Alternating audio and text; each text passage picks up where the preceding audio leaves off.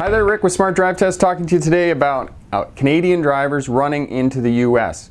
14 U.S. states run along the Canadian border, including Alaska. So it is very easy, because most Canadians live within proximity of the 49th parallel, to end up in the United States as a bus driver or a truck driver.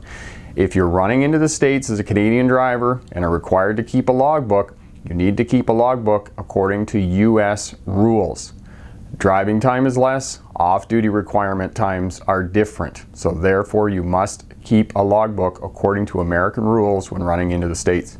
You get pulled over by authorities in the States, get pulled into an American scale, they find out you're running on Canadian rules, you're going to get a fine, you're probably going to end up working the day for free. We'll be right back to talk to you about that.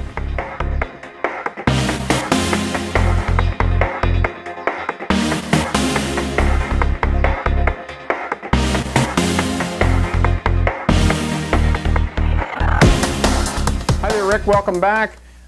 I talked to you at the beginning in the introduction that Canadian drivers need to know American rules as well. The reason that Canadian drivers need to know the rules for the United States of America: if you are transporting freight into the United States and bringing freight back out, you have to run according to the U.S. rules. Because the driving time in the U.S. is less and the off-duty requirements are different than they are in Canada.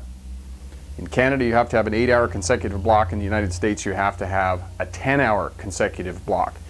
Canadian drivers running into the States have to stay on American rules. You cannot drive into Canada, switch to Canadian rules, and then go back into the States a couple of days later. If you go back into the States and get pulled over by authorities or into a scale, you are going to get a violation for violating hours of service in the United States of America. So you have to stay on American rules as you move in and out of that country. It is a different country, even though we Canadians like to think differently. So know that you have to stay on American rules. You have to follow hours of service regulations according to the United States of America. You cannot flip and flop back and forth between the two countries. Stay on rules for the United States of America. So for Canadian drivers doing long haul, it's important that you know the American rules and stay on those rules. As well, if you're pulling freight into the U.S., you can only pull freight into the U.S., drop the freight, pick up freight that is coming back into Canada. You cannot interstate in the U.S. You can't pick a load up in California and take it to Nevada and drop it off. You have to come back to Canada. It's called interstating, and it's illegal.